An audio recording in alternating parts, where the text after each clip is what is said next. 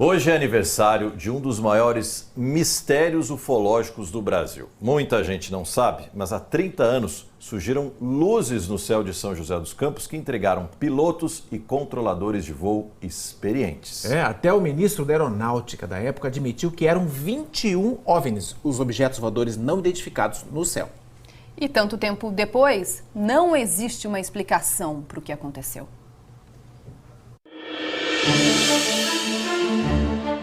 Nós não conseguimos nem nos aproximar, muito menos identificar. Objetos não identificados na área de São José dos Campos. Diferentemente de hoje, o mês de maio na nossa região costuma ser de céu claro, com pouquíssimas nuvens. Isso, para quem pilota avião, facilita, aumenta a visibilidade. Além do uso dos instrumentos e do constante contato com as torres de controle, é claro.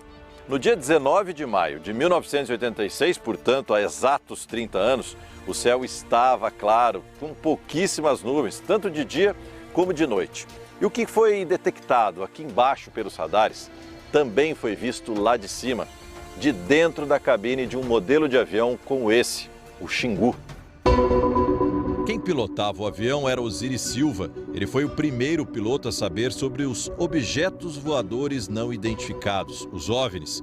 Osiris era presidente da Embraer e voltava de Brasília depois de aceitar o convite para assumir a presidência da Petrobras. Ele estava acompanhado de outro piloto, Alcir Pereira, quando recebeu alertas de tráfego aéreo intenso. Mas mesmo com boa visibilidade, não avistou nada durante a viagem, até chegar ao Vale do Paraíba. A mim me pareceu mais uma grande lâmpada fluorescente, né? Alongado. Era como se fosse um cilindro no espaço, né? E aí eu falei, vou lá dar uma olhada. Então pus o avião nessa direção. Foi aí que o Alcir quase saltou do avião.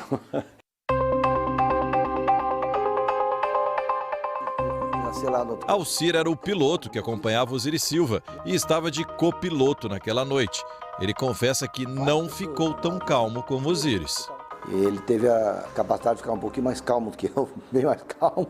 Eu imagino, quando você estava bem próximo, aquilo saía para outro canto, com uma velocidade muito grande. Então, a minha dúvida é, um avião não consegue fazer aquilo. Nem mesmo mal caça. Hoje, com 3.000 km por hora, 3.600 km por hora, não consegue fazer um deslocamento daquele. 5 caças da Força Aérea Brasileira, bem mais potentes que o avião que Osiris pilotava, decolaram para tentar identificar os objetos voadores. O senhor tem ideia do que poderia ser isso?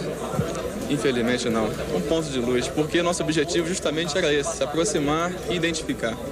Nós não conseguimos nem nos aproximar, muito menos identificar. Os radares detectaram vários objetos não identificados na área de São Paulo, São José dos Campos, Rio de Janeiro. O que foi admitido há 30 anos por autoridades, pilotos e controladores de voo foi revelado em detalhes. As conversas entre eles naquela noite, que ficou conhecida como a Noite Oficial dos OVNIs, só foram divulgadas no fim do ano passado. Pô, isso aí é avião, né? Não é avião? Que isso, cara? São 3, então? Tem mais ainda? O que é isso? Controle, o Mike Bravo Zulu tá pro onda radial 270 de São José, tá perseguindo um objeto aqui, cara. Ele veio tá atrás. Mike Bravo Zulu, São José, poderia descrever o objeto novamente? Pode afirmar com certeza que não se trata de estrela? Afirmativo, que desapareceu novamente. Entendido, desapareceu novamente. Com certeza não se trata de estrela. Afirmativo. Controle? Oi? Brasília? O cara tá vendo outra à direita dele na radial 100 mais ou menos. Disse que não é estrela, não, e foi atrás. É uma festa. Eu perdi a referência visual com eles, mas o tempo que eu pude ver era um festival de cores lindo, né? A divulgação desses diálogos é considerada uma vitória dos ufólogos, pessoas que pesquisam e acompanham eventos que envolvem OVNIs. A Noite Oficial dos OVNIs é o nome dado por eles, inclusive. Pessoas como o Renato, de Jacareí, que consideram aquela noite como um dos eventos ufológicos mais importantes do país. foi o principal caso ufológico do Brasil.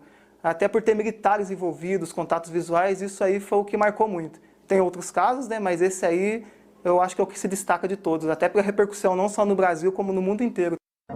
Para este astrofísico, o que aconteceu em 1986 não tem nada de mistério.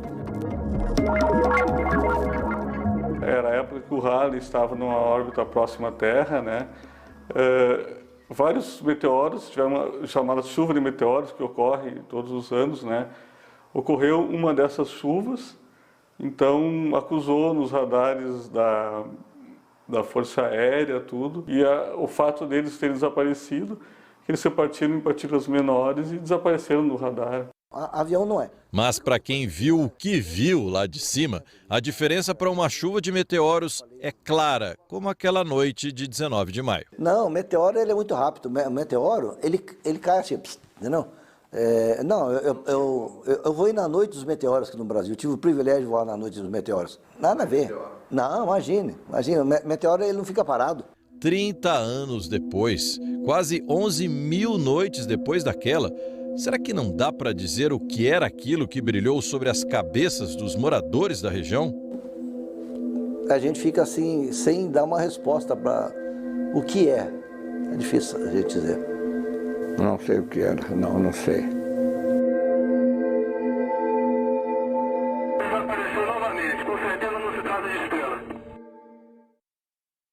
Que história, não? Que história. Que história. Se fosse hoje, a gente teria milhares de vídeos e fotos desse céu iluminado. Então essa Quem história... sabe enviados pelo aplicativo pra gente. Guarda Repórter. Então essa história é uma das últimas que ainda é contada ali, ó. E tem no credibilidade, relato. né, Rogério? Tem credibilidade uma história Sim. dessa, né? Porque, olha, o seu Osiris Silva é... Tão conhecido nosso aqui da região, né? Foi ministro, né? Maior autoridade da aeronáutica, né? Na época. Foi Presidente público de dizer grandes que eram empresas, óbvios. Nossa, muito uma importante. situação... Então tem um estranha, né? relatório. Mas e não tem explicação até hoje. Tem os áudios, claro, que a gente vê o desespero e a curiosidade daqueles pilotos, né? Algo curioso também que a gente viu na matéria, Mike Bravo Zulu, parece na conversa, são as iniciais do avião de Osiris Silva e Alcir Pereira, e MBZ é uma linguagem da aviação. Olha, 30 anos depois, voltamos a procurar o comando da aeronáutica e, por nota, a aeronáutica diz que não dispõe de estrutura e profissionais especializados para realizar investigações científicas ou emitir parecer a respeito desse tipo de fenômeno aéreo.